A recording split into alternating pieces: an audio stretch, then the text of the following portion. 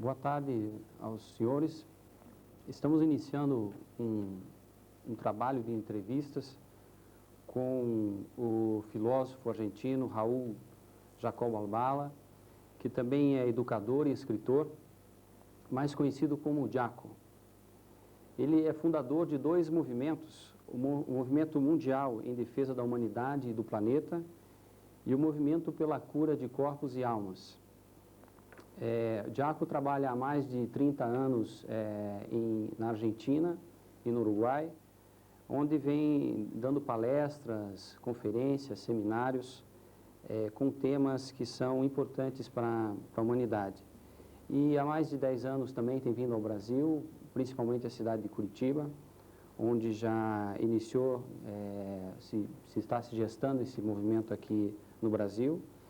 E nós estamos dando início a essas entrevistas que visam divulgar esse movimento, esses dois movimentos, e ampliar e aclarar determinados temas que são bem importantes para o destino do planeta e são importantes também para cada pessoa, né? Para que a gente possa entender melhor o que a gente está fazendo aqui nesse mundo e qual o nosso destino como pessoa e como humanidade também.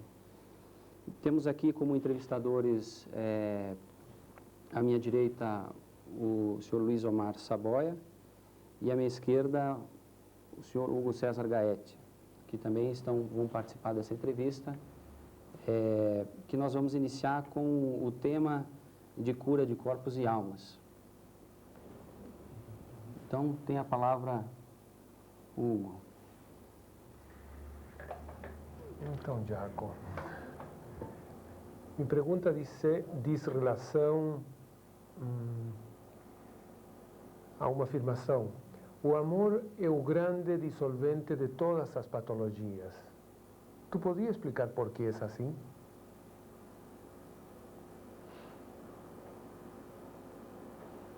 Ya te digo de que es muy buena pregunta, porque inmediatamente te pone en el área de la investigación sobre cuáles son las causas fundamentales de todas las enfermedades. Vos pones acá la naturaleza del amor como el gran antídoto, la gran receta a todas las enfermedades. Al mismo tiempo preguntás por qué el amor es el antídoto por excelencia en cuanto al tratamiento de todas las enfermedades.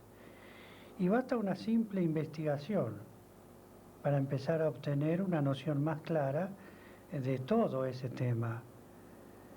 Toda enfermedad es una parte o es un todo. ¿Es una parte de un ser humano o es todo el ser humano? Es una parte, nada más. El amor es una integridad, es una totalidad. Entonces, todas las enfermedades son producidas por partes que no han logrado integrarse a otras partes. Entonces, ¿cuál sería la propuesta del amor? La totalidad. El integrarse a toda la totalidad del ser humano.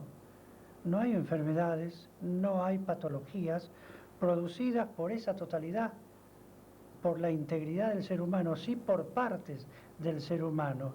Y unas partes provocan enfermedades y otras también, pero todas las partes entre sí, toda la unidad en sí, ¿podría producir enfermedades? Y yo creo que no. El amor es el mayor símbolo de la unidad que existe. En el amor no hay fragmentación. Entonces se unen las partes entre sí, se unen las enfermedades entre sí y dejan de existir como enfermedad y empiezan a sobrevivir como totalidad. Es ahí la propuesta del amor. Si uno pudiera ver el interior de una enfermedad, va a ver que está referida a una parte de sí, a una circunstancia de vida, pero no a la totalidad de la vida. ¿Qué pasa si a un ser humano le hacemos comprender esa totalidad viviente en la cual él reside? Automáticamente se empezaría a extinguir la energía de la enfermedad. Quiere decir que la noción de separatividad que el ser humano tiene es prácticamente la herejía de la enfermedad. Es la palabra máxima de toda enfermedad, pero que si nos integramos a todo, automáticamente la enfermedad muere a causa de la misma integridad.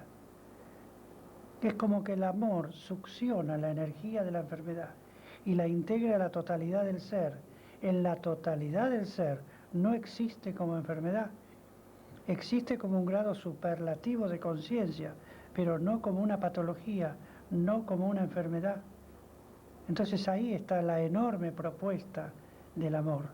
Ese tema puede ser tratado de muchas maneras diferentes, pero se ha elegido esta inicialmente para que pongamos como en tela de juicio un poco la noción de integridad que tenemos, que no la tenemos. Somos entes separatistas, todo vive en compartimientos estancos y separados. Y la vida no es eso, la vida no es separación, la vida es unidad. Pero el ser humano no es un canto a la unidad, más bien es todo lo contrario, es un canto a la separatividad. Y para eso veamos el mundo lo que es, y vemos la separación por doquier. Entonces podemos recoger la enorme lección de la unidad, la propuesta que hay de unidad en el amor mismo. El amor unifica todas las cosas, absolutamente todo, y las partes en sí pierden la noción de particularidad y empiezan a descansar en un ente común, en un ente unitario. Y en ese ente unitario no hay enfermedades. Solo aquello que se separa, solo aquello que se excluye, solo aquello que se divide se enferma a causa de estas mismas cosas. Entonces podemos darle al ser humano esta propuesta de integración, de que él recomponga lo que vive y que unifique todo cuanto vive, y ante la misma secuencia se empieza a ver el principio de la sanidad. Siempre me acuerdo una frase bellísima que citaba mucho Krishnamurti, ese sabio descomunal, ese gran maestro de la humanidad.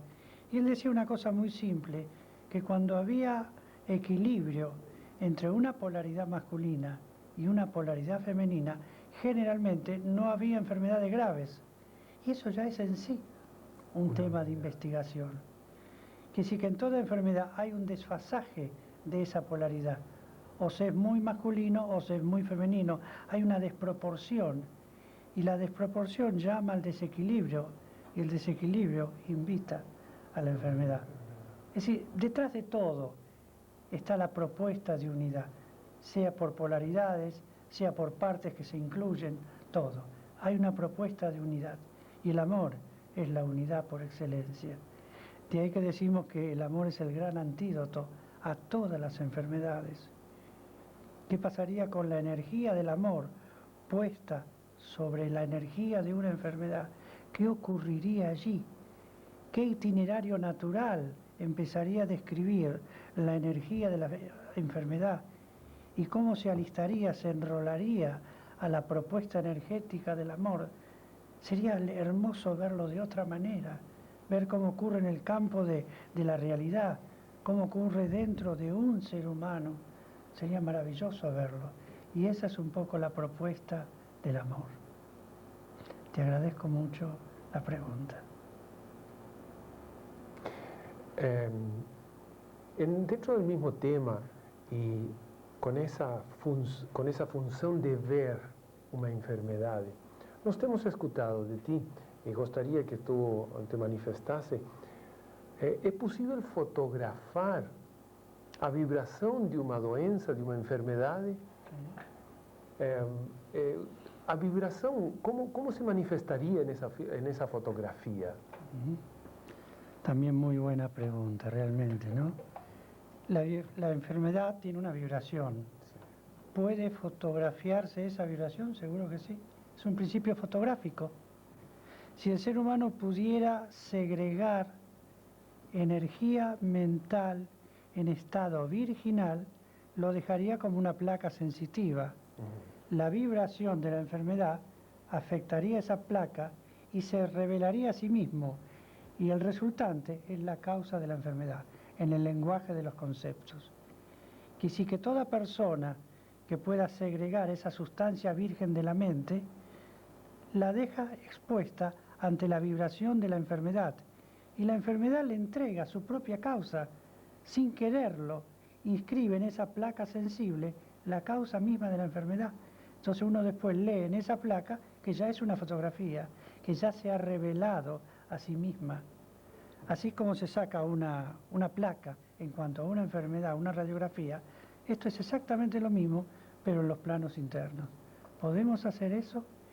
Eso serviría mucho para el diagnóstico y para la forma de tratamiento de algún tipo de enfermedades, porque hay individuos que deben reconocer la causa de sus enfermedades, porque deben trabajar conscientemente por ello. La curación depende mucho de su transformación, y transformarse es participar en la aclaración de la misma enfermedad. Entonces, para esos pacientes es muy importante esas placas sensibles. Te vuelvo a agradecer muchísimo la pregunta. Essa é uma pergunta, quem vai fazer é o Luiz Omar. Primeiro, boa tarde. Buenas tardes.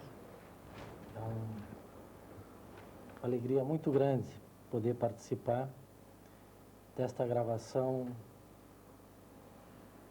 contigo. Me permita chamá-lo assim. Igualmente de mi parte. O amor e a admiração que tenho por sua pessoa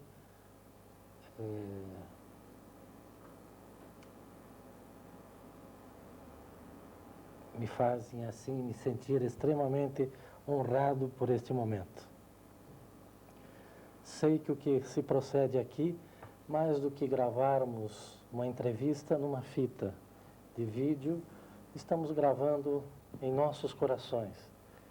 E por que não também em alguma dimensão desta humanidade? Também. Mais do que conceito, energias que serão úteis a todos durante todo o tempo. E o tema e a pergunta que eu quero me referir tem muito de tudo isso, porque se refere à cura apostólica, a um momento na vida de Jesus que ele confere um poder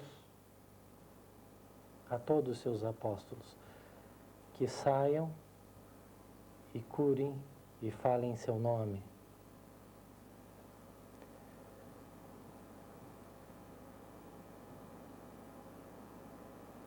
É como se eu pudesse sentir, de alguma forma, este poder se trasladando a cada um de nós, nos capacitando para, em algum momento, podermos atuar em favor desta mesma humanidade, em favor de nós mesmos. E isto é que eu gostaria que ficasse muito claro a todos, de que forma, de onde provém esta cura, né? Que poder é este que um ser humano se vê tomado, imbuído, né? Para, se podemos dizer assim, obrar em nome de Deus, né? Está muy bien la pregunta que haces. Es muy elevada, por cierto. Y de alguna manera también exige casi un tratamiento especial. Estás hablando de un gran misterio, que es el instante en el cual el Cristo le dice a los apóstoles que curen y salven en su nombre. En ese instante Él les confiere un poder. El poder tiene dos polaridades, una polaridad energética, una polaridad consciencial. La polaridad energética cura al enfermo, pero la polaridad consciencial salva al apóstol. Si en la vida del apóstol no estuviera comprometida la salvación del apóstol mismo, difícilmente podría metabolizar esa energía y curar. Quiere decir que el hecho de curar es un acto inmenso de gracia por la cual un ser humano concientiza, es sensible a esas energías que entran en uno y que salen y van hacia un enfermo. Él se da cuenta de ese caudal energético y se da cuenta cómo empieza a obrar. Y empieza ahí como una sagrada deducción. Si el enfermo se puede curar, ¿por qué el apóstol no se puede salvar? Entonces es como que las dos cosas, las dos realidades, actúan simultáneamente, en el mismo instante. Es decir, ¿cuál es el requisito? Si cabe la palabra requisito, en cierta manera no lo hay. Es simplemente darse cuenta cuando uno entró en esa corriente, cuando se sintió invadida, digámoslo así, por esa corriente crística, y se da cuenta que tiene particularidades curativas, y simplemente se enrola eso, y habla en nombre de eso. Y en la medida que habla, y en la medida que cura, empieza él a sentirse emancipado de la condición humana, puesto a salvo de la condición humana, y empieza a hacer los primeros pasos en el reino de los cielos.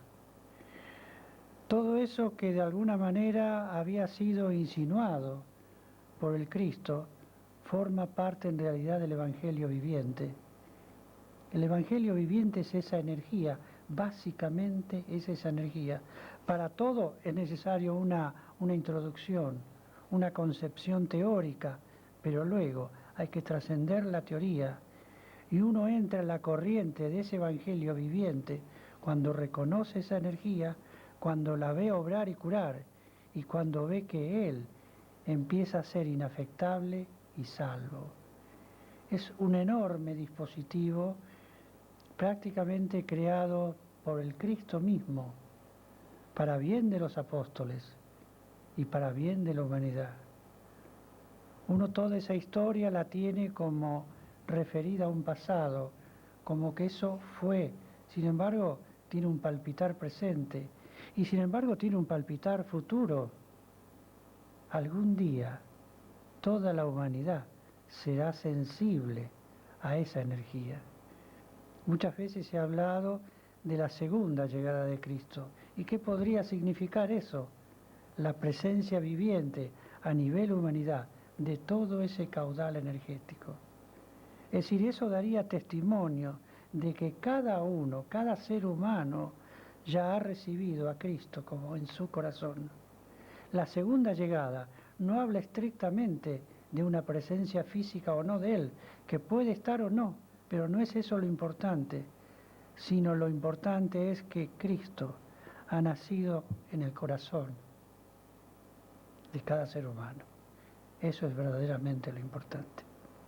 Te agradezco mucho la pregunta, Luis Omar.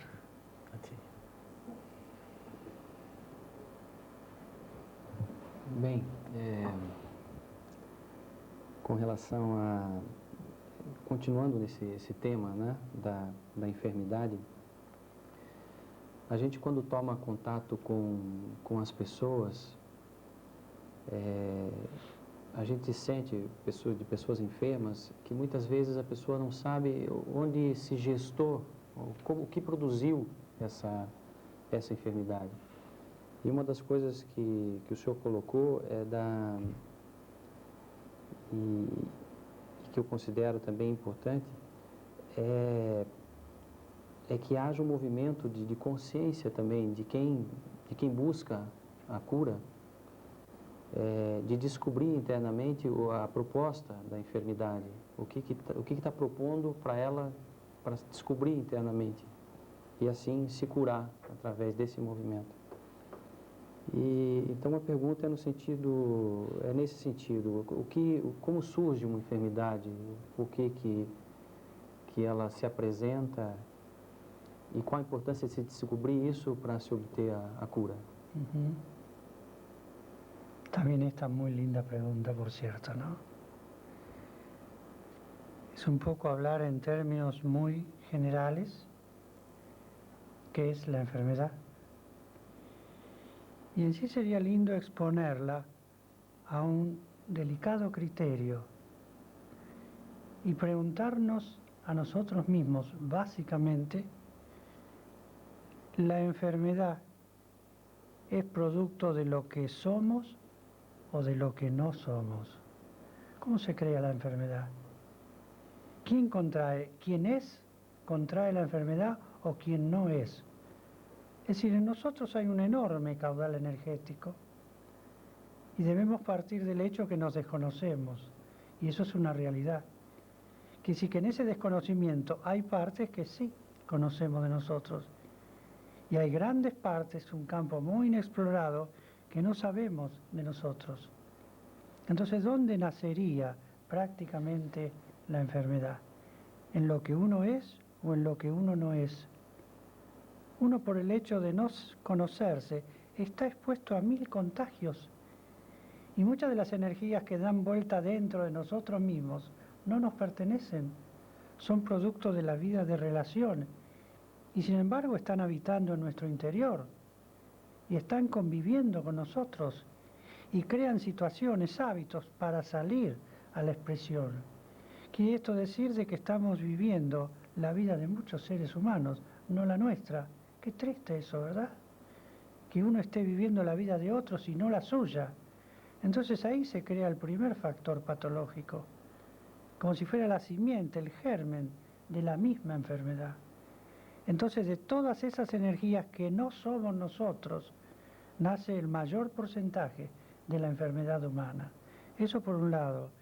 Por otro lado, sin entrar a profundizar mucho este tema, hay energías en nosotros que se niegan a la evolución, que son como energías rezagadas. La evolución tiene una velocidad. La evolución es una corriente evolutiva y puede haber en nosotros resistencias a entrar en esa corriente, a navegar a esa velocidad. Entonces crea elementos rezagados, elementos lentos que se niegan a evolucionar. Sobre la base de esos elementos se da la segunda categoría de las grandes enfermedades. Entonces ahí podemos empezar a investigar casi la totalidad de la enfermedad. O sea, las energías que no nos pertenecen y las que se niegan a evolucionar en nosotros. Y ahí estarían las dos más grandes divisiones que hay para el tratamiento o para la investigación de la enfermedad en sí. Está pasando con el mundo, pasa con las instituciones, pasa con todo, porque es una realidad generalizada, no es propia de un ser humano, es de toda la humanidad y de todo el planeta y de todo cuanto el hombre ha creado. En cualquier institución que tratemos de ver, vamos a ver eso. Las influencias provenientes del medio ambiente, la resistencia a entrar en la corriente evolutiva, instituciones que se van quedando en la historia y no aceptan la evolución del momento, que no aceptan la actualidad del momento. Hoy el mundo está viviendo una gran tribulación. ¿A qué se debe? A resistencias a la evolución, a formas caducas de vida que aún pretenden seguir viviendo tal cual eran. Eso tiene que cambiar. Y hasta que no cambie no tendremos un mundo diferente o un mundo de paz como todos realmente anhelamos. Entonces, para generalizar, te diría esas dos cosas nada más. Las que vienen propias de la vida de relación, que son contagios, y las que se resisten a evolucionar. En esos dos patrones energéticos, en esas dos energías por excelencia, está la base de todas las enfermedades. Tal vez en otro momento, porque esto pretende ser una serie de charlas, cuando vayamos penetrando en algunas enfermedades que son comunes al género humano, veamos su génesis, su formación, cómo militan en el tiempo, cómo pueden ser erradicadas. El panorama sería realmente maravilloso para ser aclarado. Pero básicamente mantengamos ese criterio que nos habla de esas dos cosas.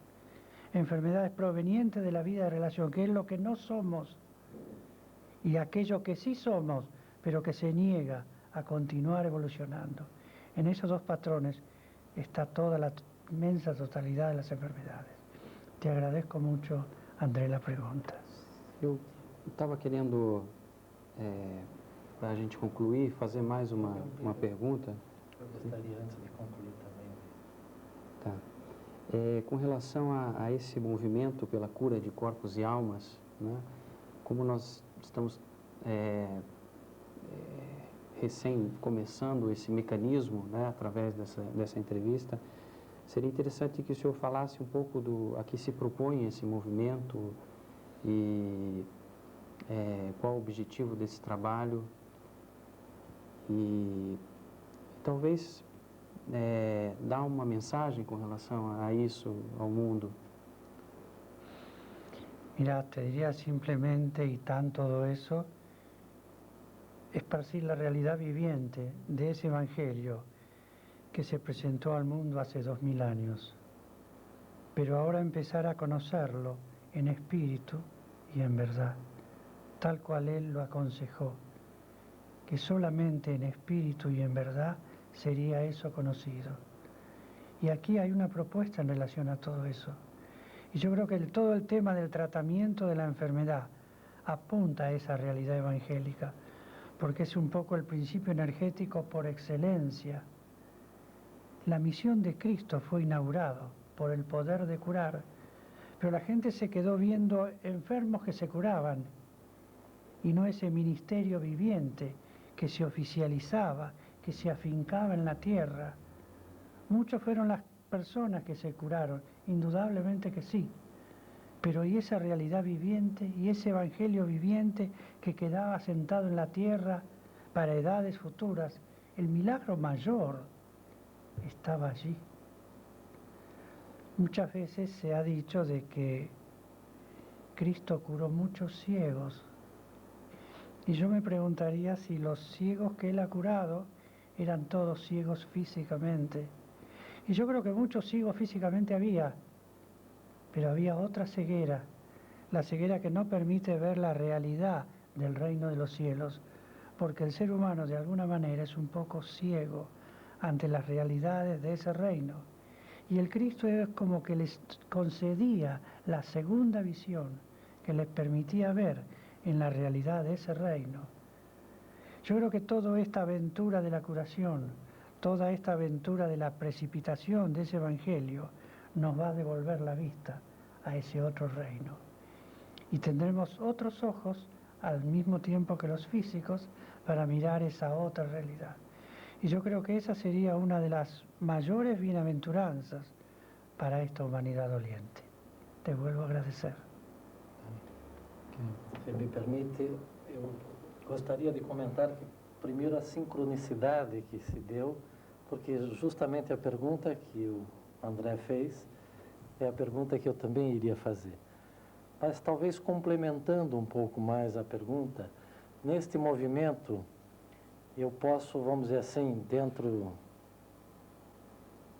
da minha humilde visão, né, como visualizar dois movimentos, ou seja, duas ações que poderiam se chamar distintas. Uma ação que é um serviço à humanidade, mas eu creio que há também, nessa sua proposta, um enrolamento com o Cristo, um enrolamento com as hierarquias de luz que servem a esta humanidade. E este enrolamento teria muito a ver com o despertar de curadores, com a preparação de seres humanos que poderão obrar deste lugar, como na primeira pergunta, não? Os apóstolos obravam em nome de Cristo. Bueno, esto trae o tiene implícito también un gran misterio. Este movimiento no es organizado. Este movimiento no tiene ninguna organización. Ahora, ¿por qué no la tiene? No es una ONG, no es una fundación, no es nada de todo eso. Ahora, ¿por qué motivo no lo es? Porque la organización mataría esa verdad. Y esa verdad, al verse encerrada en una organización, en algún sentido, moriría como verdad. Y tiene que permanecer libre, como el movimiento del Cristo ha permanecido libre a lo largo de la historia en planos muy sutiles. Hay en la vida de Cristo una maravillosa circunstancia, vamos a decirlo así. Y es una pregunta que Cristo le hace a Pedro. Y le pregunta quién es Él. Y Pedro le responde, tú eres el Cristo. Y Cristo le responde, dichoso tú que lo has sabido, sin que nadie te lo dijera. Sobre ti edificaré mi iglesia. ¿A qué se refiere Cristo al decir sobre ti edificaré mi iglesia? ¿Es sobre la figura humana de Pedro? No. Es sobre el principio infalible, certero, que tuvo Pedro en reconocer inmediatamente que la entidad que estaba frente a él era el Cristo. Esa es la base de la iglesia crística, el principio infalible. Eso no puede ser organizado, porque moriría en la organización. No hay movimientos humanos, no hay leyes humanas, no hay receptáculos humanos que puedan contener eso. ¿Qué pasa si uno pudiera investigar, por ejemplo, en el misterio del Santo Grial, más allá de lo que pudo o no significar como una copa, ¿sí?, en la cual Cristo bebió en la última cena? Pero ¿por qué ha sido recogido eso como uno de los más grandes misterios? ¿Es por el misterio de la copa en sí? No. Los evangelistas no han escrito historia, han escrito procesos internos, y lo que han pretendido legar al mundo son procesos internos. Entonces, ¿cuál sería el proceso interno del Santo Grial o de esa copa? Una copa hecha con materiales de la Trinidad. Hay un tiempo para crear, hay un tiempo para conservar, hay un tiempo para renovar. Si toda la vida del ser humano en su interior respondiera en exactitud a cada uno de esos tiempos, nosotros crearíamos una exactitud trina, ¿sí?, formada por esos conceptos: crear, conservar y renovar. Quiere decir que nada sería retenido, todo tendría el dinamismo de la Trinidad, y el dinamismo de la Trinidad es la copa que va finalmente a recepcionar la sangre de Cristo, que es la vida crística. Es un misterio, pero no para buscar una copa, es para crearla en nuestro interior. Y esos movimientos no pueden ser organizados, porque violarían el principio de la Trinidad. Hay un tiempo para crear, y un tiempo que uno formaría, si haría los elementos, le daría una forma y luego lo renovaría permanentemente. Es una dinámica de la cual el ser humano no tiene idea alguna todavía. Sin embargo, es un misterio a empezar a ser comprendida. Grandes seres de la historia iniciaron a caballeros en la búsqueda del Santo Grial, pero no era netamente la búsqueda de una copa, no eran las tierras que debían conocer, no eran los combates que debían celebrar. Las búsquedas y los combates estaban en su propio interior, para que comprendiera esa verdad magnánima, que prácticamente era ser uno con la Trinidad, que en sí es ser uno con el principio de la creación, porque eso es lo único que puede recepcionar sin contaminar la vida crística. Y todos los evangelios están llenos de misterios para ser aclarados en la actualidad, para ver hoy qué nos dicen esos misterios. Sería lindo, por supuesto, no ahora, pero en otras charlas, sí hablar de esos sagrados misterios, para que el ser humano pudiera recorrer ese sendero y seamos uno con Él. Te agradezco mucho, Luis Hermano. A ti. Bem, então estamos concluindo a primeira entrevista e podemos ver que surgem diversos temas que na sequência poderemos aclarar mais. Então, boa tarde e até a próxima.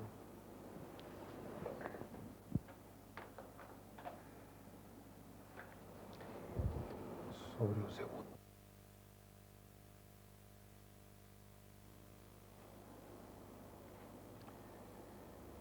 Bem, boa tarde a todos.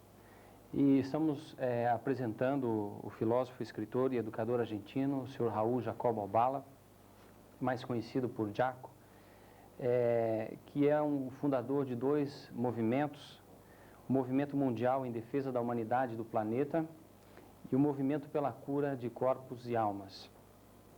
O Jaco, ele trabalha há mais de 30 anos, é um escritor, já escreveu vários livros e faz conferências, palestras, seminários na Argentina, no Uruguai e também aqui no Brasil.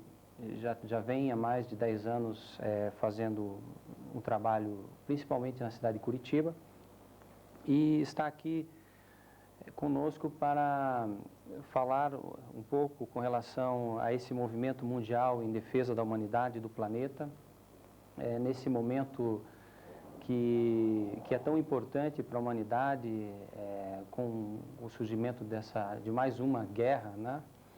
Essa guerra dos Estados Unidos com o Iraque. Então, o tema que nós vamos tratar hoje, também na presença do Hugo César Gaetti, que está aqui à minha direita, e do Luiz Omar Saboia, que está aqui à minha esquerda também, que vão participar dessa entrevista. Então, nós vamos falar nessa entrevista sobre a paz, que é um tema bem propício para se tratar nesse momento. Então, boa tarde a todos. Vamos dar início, então, à nossa entrevista.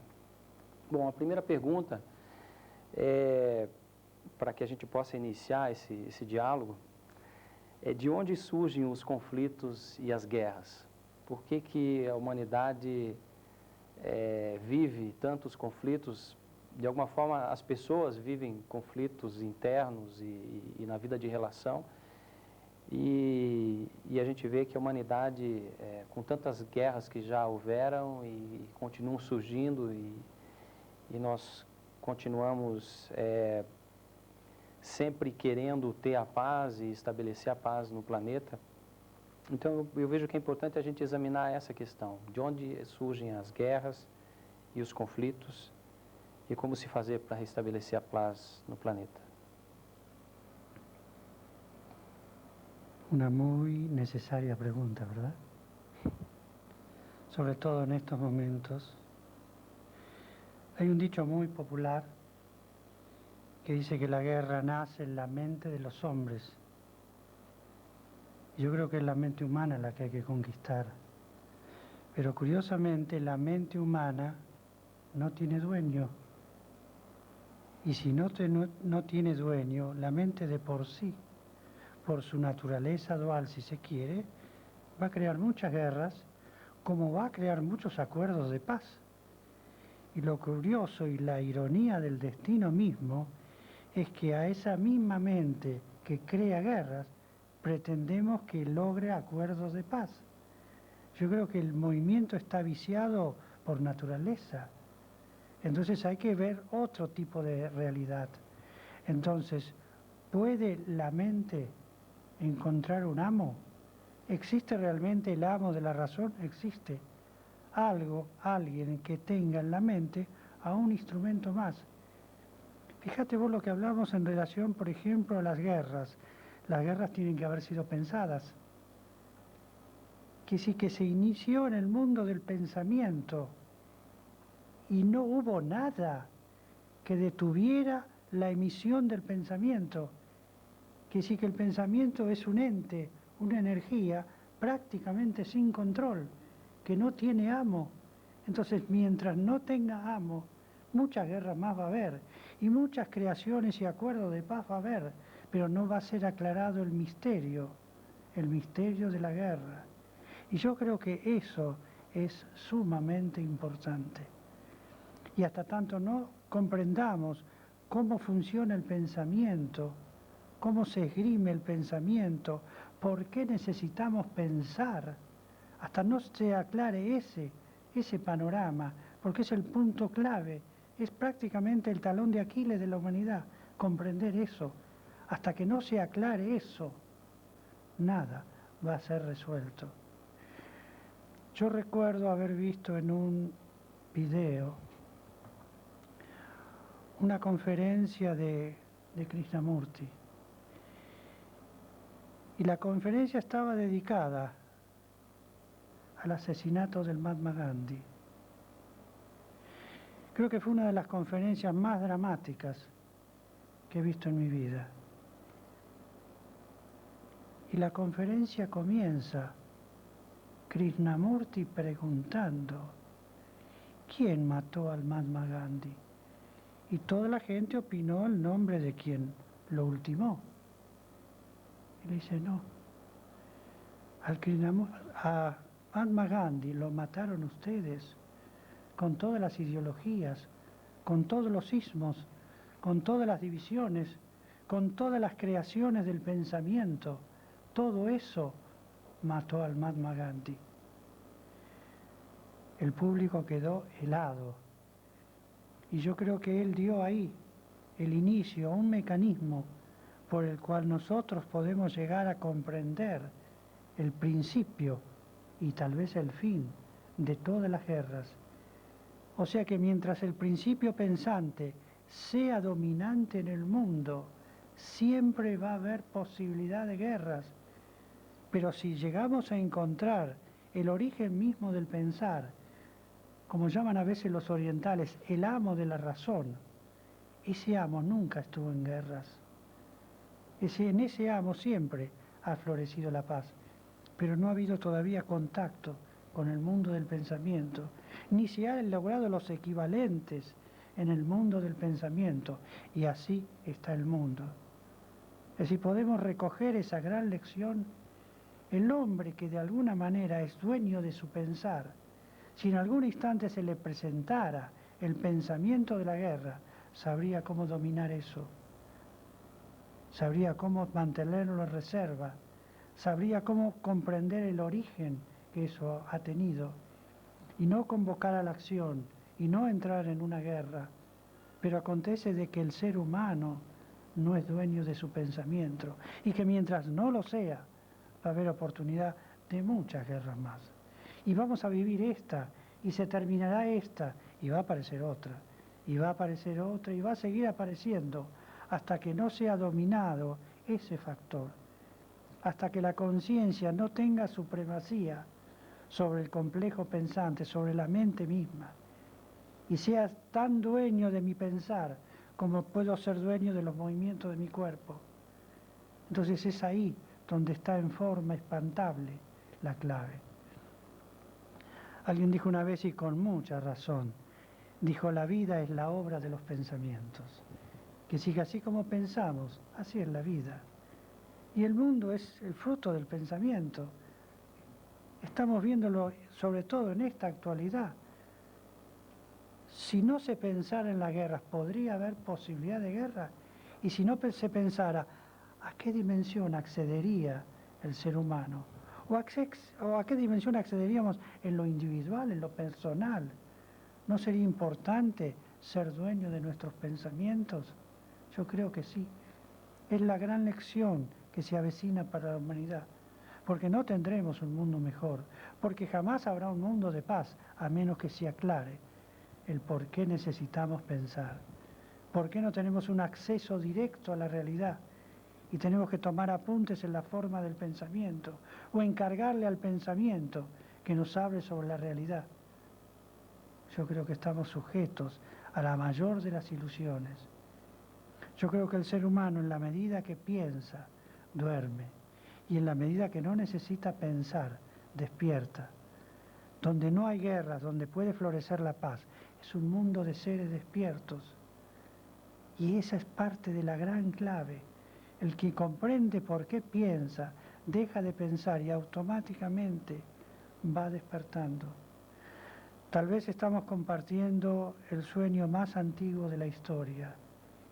Y Dios sumó en un sopor al primer Adán.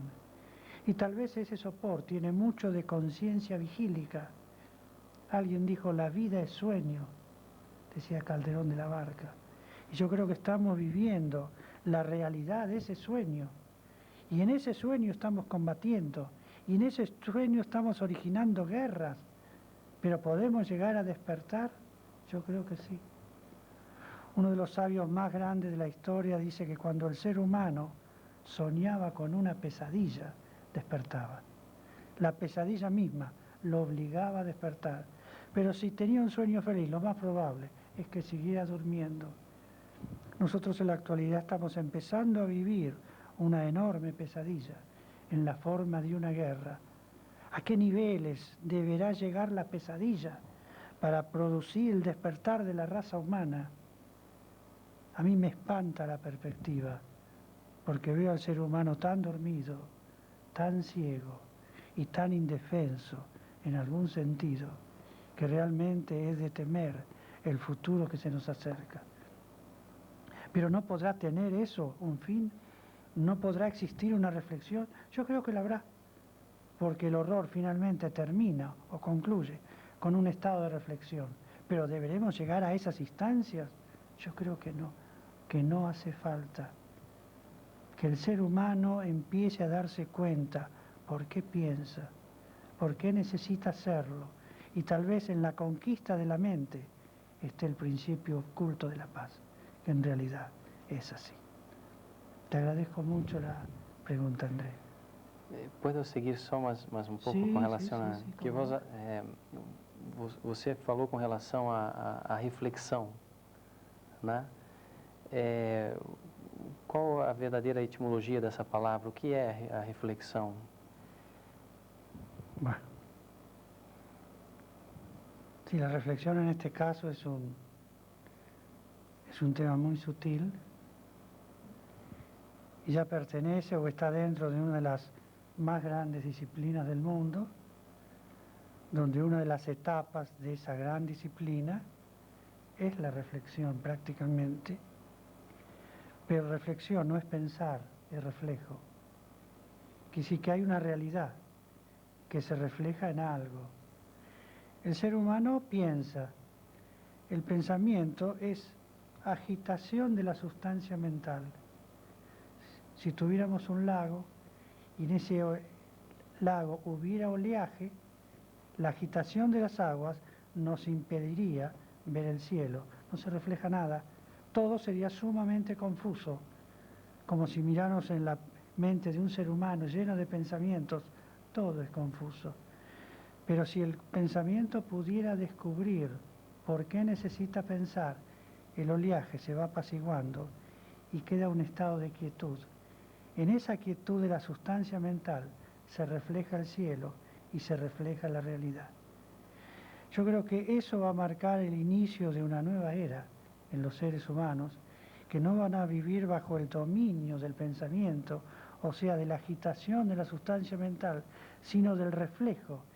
Lo que se refleja es lo real y acontece simultáneamente con el reflejo. Si hay algo que está atravesando el cielo, en ese mismo momento se ve en la quietud de las aguas. Que sí que inclusive no hay intervalo de tiempo, y al no haber intervalo de tiempo, otros fenómenos también empiezan a producirse, que están muy íntimamente ligados al factor tiempo. En algún momento vamos a encarar grandes ciencias de la humanidad, como el principio de la longevidad, un fenómeno muy desconocido, que depende en grado sumo de la utilización del tiempo. Mientras utilicemos mucho tiempo para aprender, no va a haber longevidad. Y a edades muy tempranas nos va a sorprender la vejez, la enfermedad y la muerte. Pero si llegamos a comprender esa tremenda realidad, otro misterio empieza a producirse. Se da una transmutación de células que empiezan a descartar todo un contenido de conocimientos, de pensamientos, etcétera, etcétera, que no hace otra cosa que llevarnos a cristalizaciones, enfermedades y la muerte. Se modifica todo un mecanismo y van a empezar a aparecer indicios de una longevidad, porque uno a partir de ese instante se vive de otra manera, se vive con otros valores, más que nada basados en el principio de la reflexión. Hay una frase muy linda que citaba mucho Bernard Shaw, y él decía, si se le enseña algo a un hombre, jamás lo va a aprender, porque aprender era otra cosa, aprender era el principio de la reflexión. El ser humano ante un hecho, si la sustancia mental no está en agitación, comprende instantáneamente. Si está en agitación, depende de la acción del pensamiento y empieza a entrar el factor tiempo. Pero todo eso puede llegar a modificarse y eso daría lugar a una nueva raza entre los hombres. Pero eso lo podríamos charlar en profundidad en otro momento. Te vuelvo a agradecer la pregunta. Ai. Gracias. Bom, a próxima pergunta é de Luiz Omar. Tem a palavra. Boa tarde, mestre Jaco. Uma vez mais é uma honra para mim poder participar destas entrevistas que, sem dúvida nenhuma, servirão para o meu próprio despertar, como de todos aqueles que puderem, de alguma forma, ter acesso ao conteúdo do que hoje se produz aqui. A minha pergunta também, nesse momento tão delicado que a humanidade vive, desse confronto bélico estabelecido, diz respeito a esta dimensão de paz. Esta paz é uma conquista que o ser humano pode chegar a ter, ou seria uma herança, ou quem sabe até algo mais, né? Que poderia estar além dessa conquista ou além desta herança. O que seria realmente essa paz? Como poderíamos chegar a esta paz? Ou como poderíamos herdar esta paz? Está muy bien planteada la pregunta y vamos a tratar o vamos a intentar de aclarar en lo posible como el misterio de esa paz, si es lograda por el ser humano, si es conquistada por el ser humano, o simplemente una parte de nosotros vivió siempre en paz y de alguna manera ha permanecido desconocida. Si tuviéramos que encomendarle esa tarea, se la vamos a encomendar a una persona que no vive en paz, como si le encomendáramos al mundo que pueda crear su propia paz, pero el mundo está creando guerras, que si a la conciencia del mundo yo jamás le daría como elemento de investigación la naturaleza de la paz, pero sí puede llegar a descubrir que en algún nivel siempre existió paz, pero que él no lo reconoció, que él de alguna manera no fue consciente de eso. Por lo tanto, la paz siempre estuvo presente, pero desconocida. Entonces lo que se debe aclarar es los misterios de la guerra, no de la paz. Siempre el ser humano ha vivido en un estado de paz, pero no ha sido reconocido. Y por no haber sido reconocido, ha vivido la creación de sus propios pensamientos. Lo que ha creado es este mundo actual, pero este mundo actual no es la realidad. Es la realidad que nosotros le hemos concedido a este mundo. Lo hemos hecho a imagen y semejanza del hombre, no acerca de la imagen y semejanza que podamos tener con la divinidad. Esa divinidad está en paz. El interior, el más íntimo interior del ser humano vive en estado de paz. Es como si un ser humano buscara la libertad, está partiendo de su propia esclavitud. Y la noción de la esclavitud le va a negar reconocer la libertad. Como la noción del horror que vive le está negando permanentemente darse cuenta de la paz que subyace detrás de todo lo existente. Entonces debemos despejar malezas, no crear flores. Las flores ya están, la paz ya está. El mundo ha nacido en paz, el mundo ha salido de la mano de Dios y podemos decirnos de que la mano de Dios ha creado una guerra. ¿Podemos imaginar algo tan adverso a la verdad y la realidad? Por supuesto que no. Entonces, ¿por qué no tratar de comprender la realidad en la cual vivimos? Yo creo que la paz es la dimensión donde la cual siempre hemos estado existiendo. La paz es sinónimo de existencia, pero el ser humano vive y muere y cree que toda la vida termina allí. ¿No habrá algo más que eso? Y ese algo más que eso no ha vivido siempre en paz. ¿No ha estado ajena a las tribulaciones de la dualidad entre la vida y la muerte?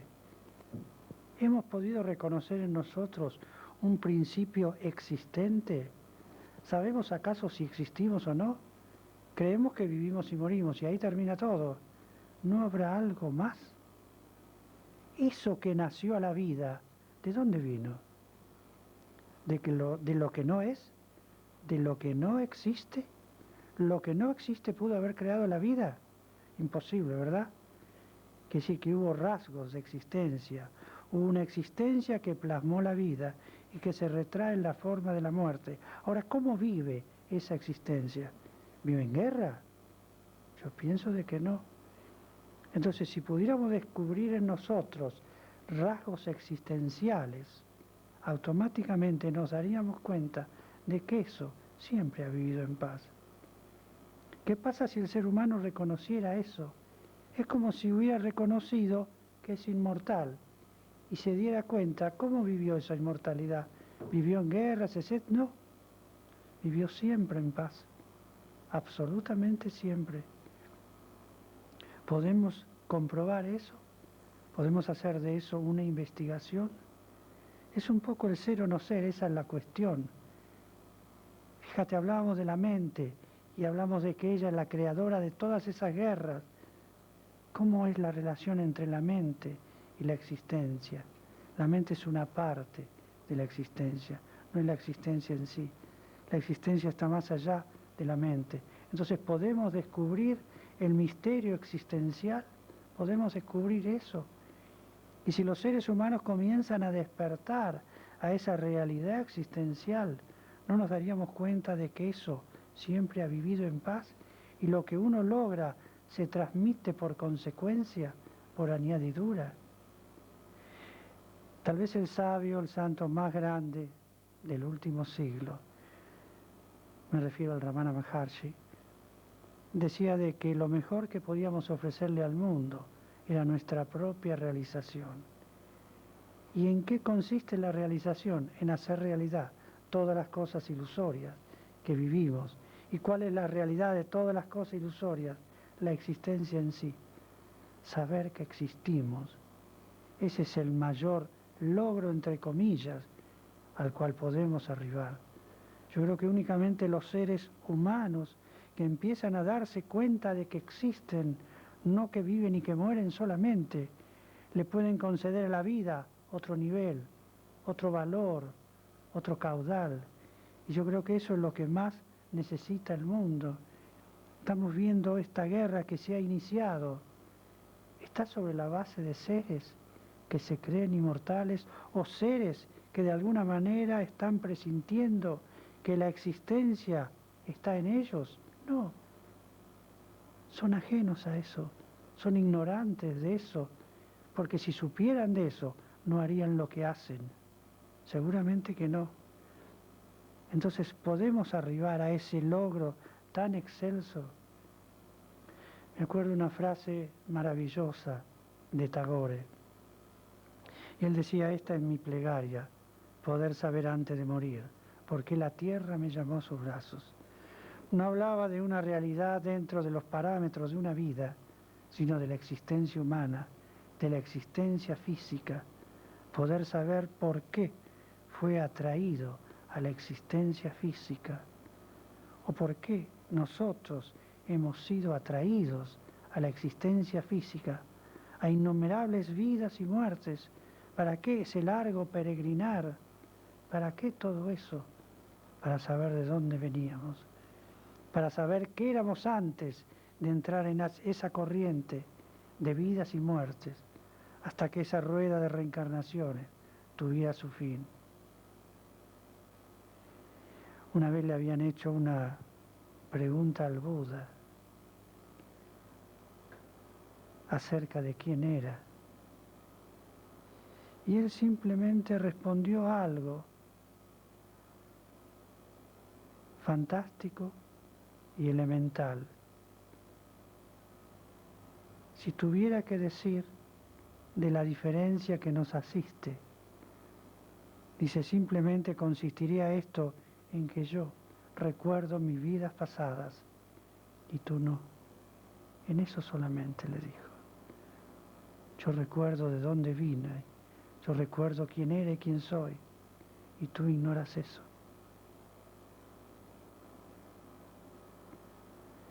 Es un poco la tragicomedia del ser humano, saber quién es. El Ramana sintetizó toda su enseñanza, sintetizó toda su grandeza en una simple pregunta: ¿quién soy yo? ¿Es el ser humano tan solo lo que hoy está viviendo? ¿Es el ser humano tan solo lo que hoy está creando? Creo que no. Yo creo que no solamente es una desdibujada imagen de la realidad, sino más bien que es una bochornosa imagen de la realidad, un atentado contra la realidad, inclusive de cada ser humano. Vaya uno a saber qué destino pueden llegar a tomar las cosas, qué destino toma las creaciones del hombre, inclusive esta guerra. No sabemos del destino, sin embargo puede verse, todo se proyecta. Lo que vive el ser humano está sujeto a una proyección. Y vaya a saber los pliegues del destino, qué van a recoger de lo que hoy se está proyectando en las formas de la guerra. ¿Cuál será la respuesta de la realidad? ¿Cuál será la respuesta de las fuerzas de la naturaleza? Y vaya uno a saber cuántas respuestas puede haber. A mí realmente me conmueve y hasta pido piedad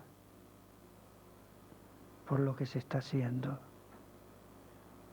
Alguien dijo una vez: perdónalos, Padre, porque no saben lo que hacen.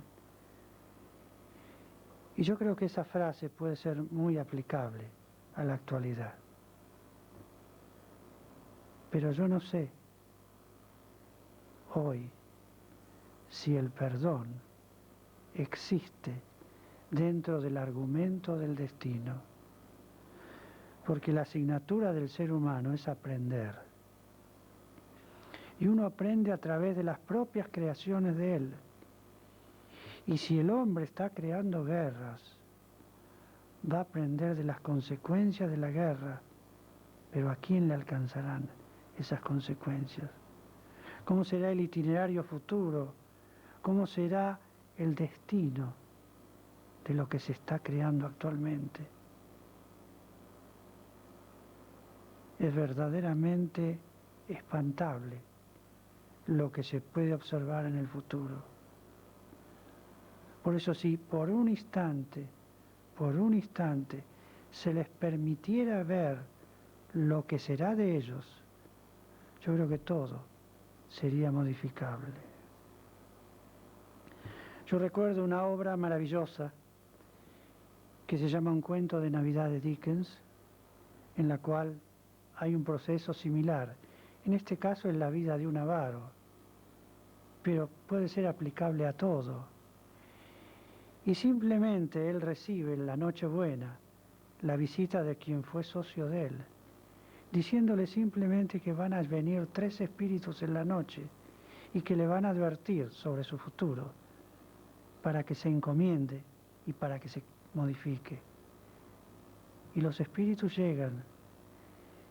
Es curioso la acción del tercer espíritu, porque le hace ver el futuro, que prácticamente lo destroza al avaro,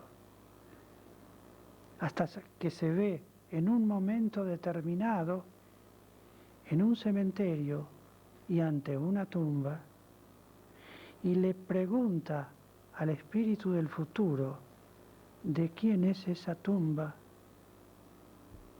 y el espíritu del futuro le dice que se acerque a esa tumba y que lea el nombre. Y él se va acercando y descubre que esa tumba era la de él.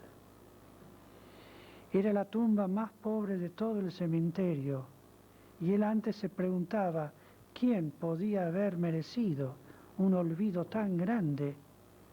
Y cuando ve su nombre escrito en esa tumba, retrocede espantado. Y le pide al espíritu que lo vuelva a la realidad, que lo vuelva a este mundo.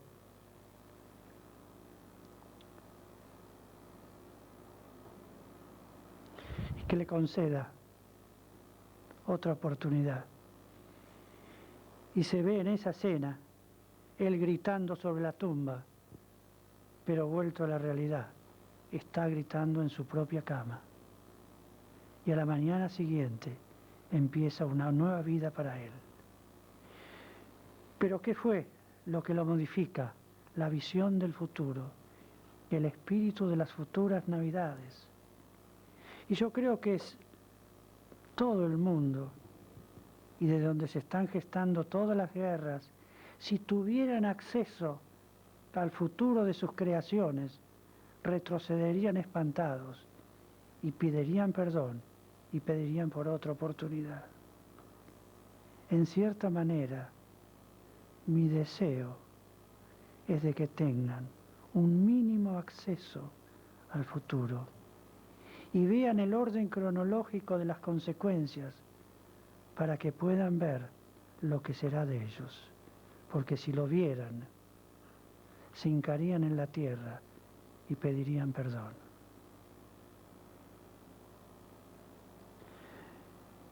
Creo que no es necesario hablar más acerca de este tema. Y te agradezco enormemente, no solamente por el tema en sí, sino por el mundo en sí.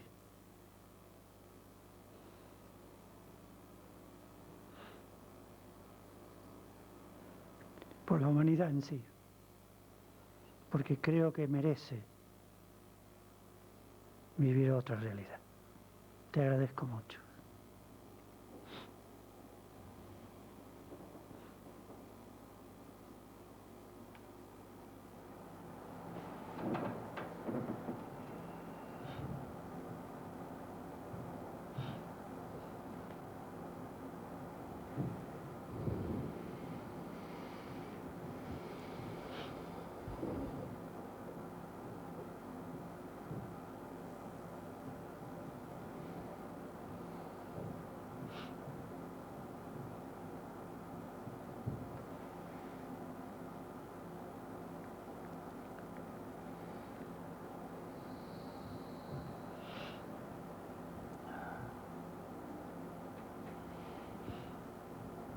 No importa si uno llora a veces.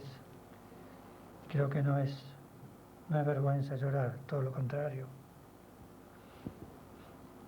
Además, en este momento habrá tanta gente llorando y puede haber tantos más.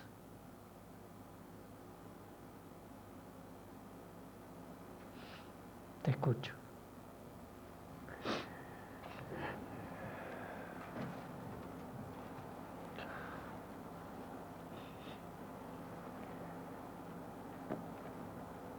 La humanidad, a paz.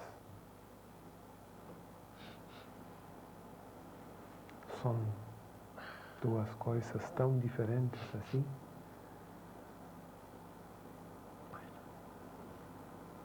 Una gran pregunta como todas las que han hecho ustedes.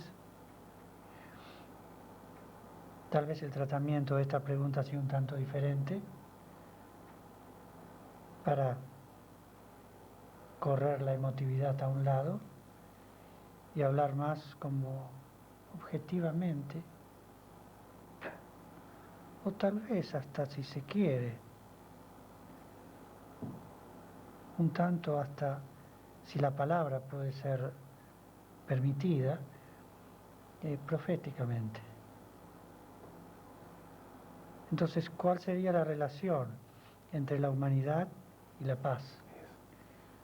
¿Cuánto trayecto hay? ¿Cuánta longitud tiempo hay entre la humanidad actual y la paz? ¿Qué pasa si tratáramos de mirar hacia el futuro y viéramos una serie de hechos cronológicamente establecidos? No le daríamos un tiempo, no le daríamos un año de presentación, simplemente le daríamos un orden. Yo creo que eso es todo. Yo partiría de una sentencia del Cristo, en la cual Él expresa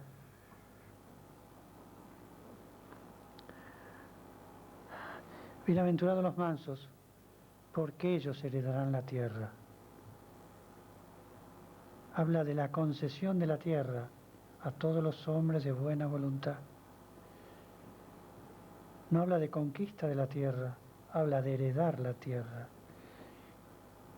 En este presente, los mansos de la tierra, ¿podrían heredar la tierra? No.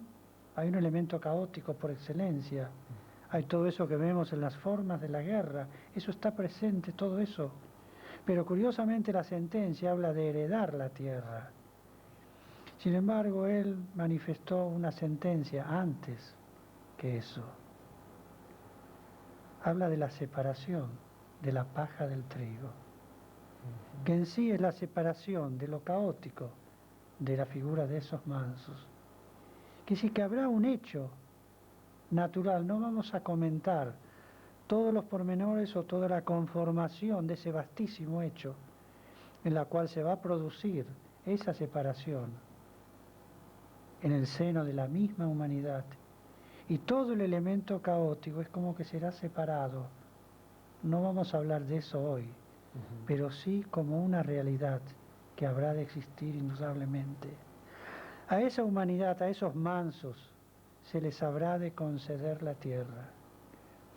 Entonces, ¿cómo podríamos hacer como una suerte de estudio cronológico de los hechos para arribar al instante donde tal vez pueda haber por naturaleza paz en el mundo? Eso sería interesante. Yo creo que si quedáramos a solas, por así decirlo, todos esos mansos de la tierra, con un planeta a disposición y a una historia para ser abordada, ¿cuál sería como el primer logro de esa nueva humanidad? Sería curioso eso. Habría un hecho. Sería la organización de un nuevo mundo, la organización de un nuevo estado de cosas, basadas en todos los valores que puedan llegar a expresar esa nueva humanidad.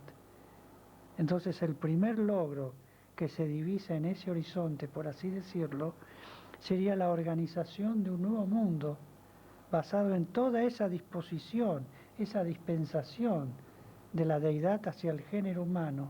Se les concede un planeta, como esa antigua leyenda de la tierra prometida, que recién ahí entonces sería su máxima realidad, un planeta prometido.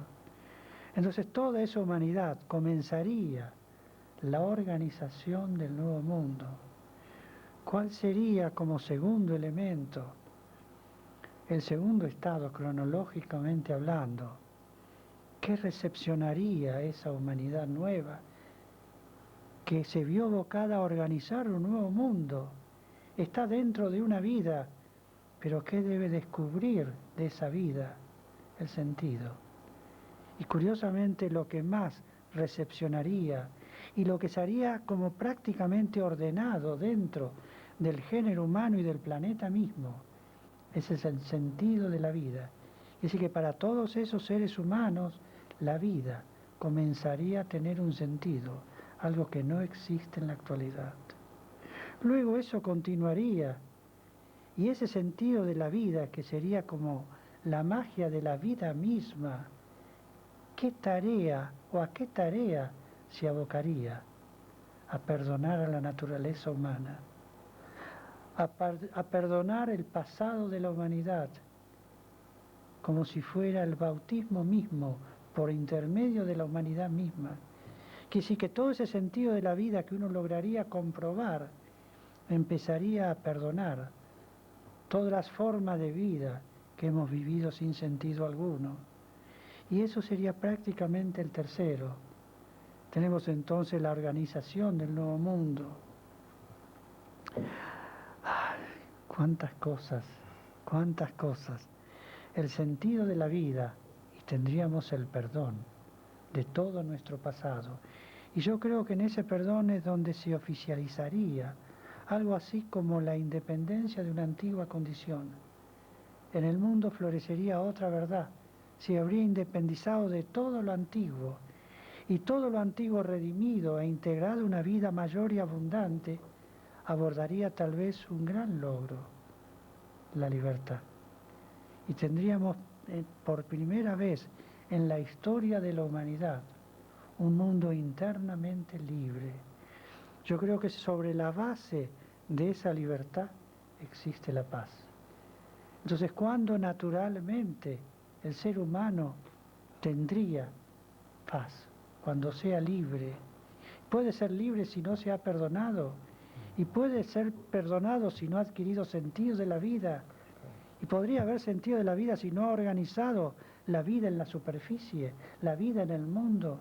Entonces tenemos una serie de hechos cronológicos que se irán estableciendo gradualmente.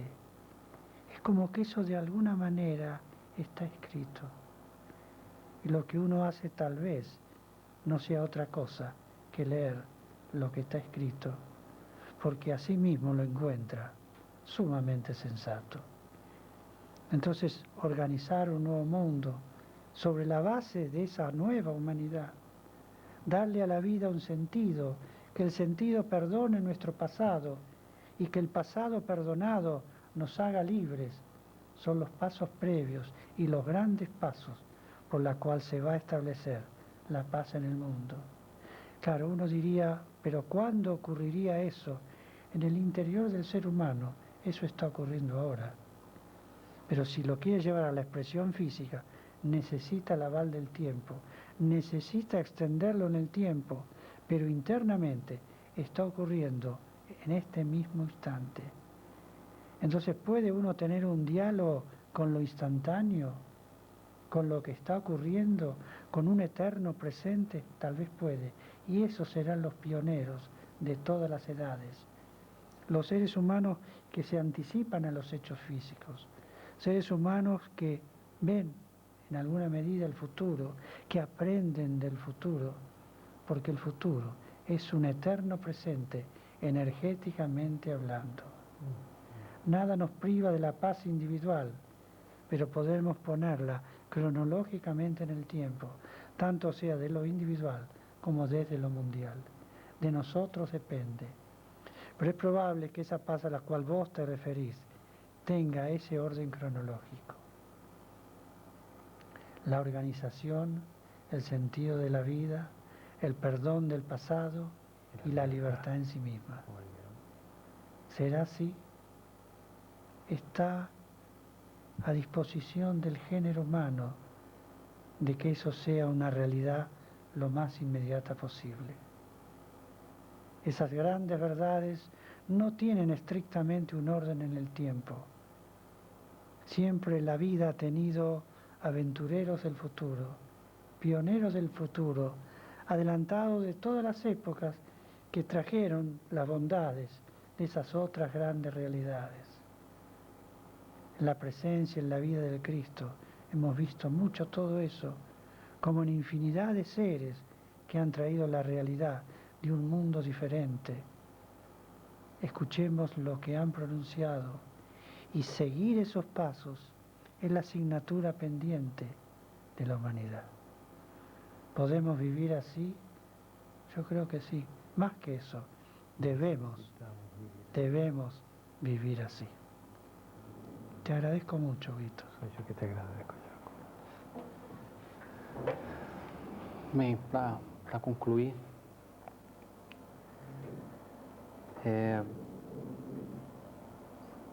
eu gostaria de iniciar com um agradecimento.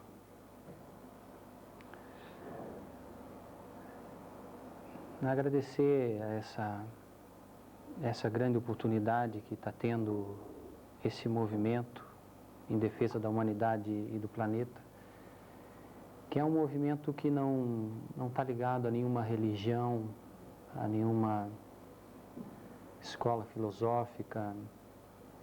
É um movimento livre. E dizer que durante todo esse período que eu venho acompanhando há mais de 10 anos, Jaco, eu só posso agradecer a Deus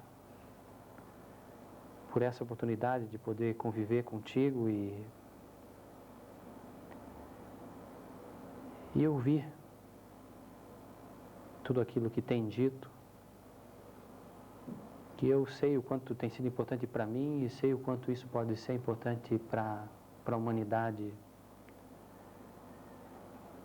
se assim for considerado. E agradecer pela tua presença nesse mundo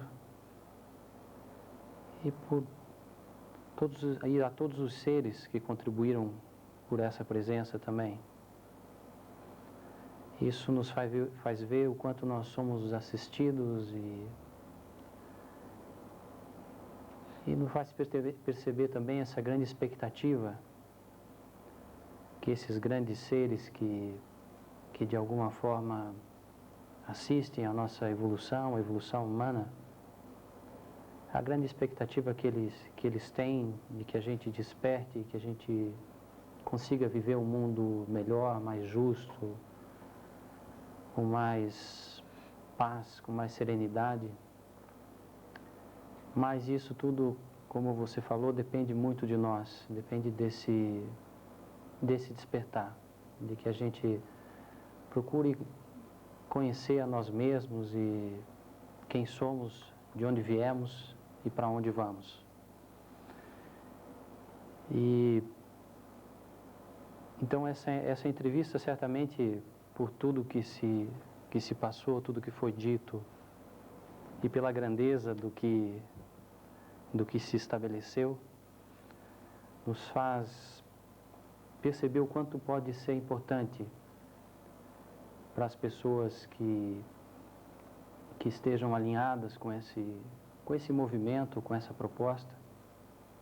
Então, diante disso, também quero convidar aquelas pessoas que foram tocadas por essas palavras e que puderam sentir a importância desse trabalho, dessa mensagem, que nos procure nos endereços que foram vinculados no vídeo, e pessoalmente a mim, no telefone 41-9968-9963, ou ao Lisomar também, que também representa esse movimento, o Hugo também, mas o Lisomar que representa ativamente esse movimento aqui em Curitiba, no telefone 41-322-5454. E estão todos convidados a participar, porque é um movimento abrangente, abarcante e transcendente também. Então, quero agradecer a assistência de todos e os convidar para continuar vendo e participando dessa proposta, que tem um grande objetivo, que é restabelecer a paz e auxiliar a humanidade a despertar. Muito grato. Yo también quiero agradecer a ustedes, a los que están detrás de cámara, porque en realidad nadie puede vivir ni crecer solo. Y en virtud de esa realidad agradezco. Gracias nuevamente.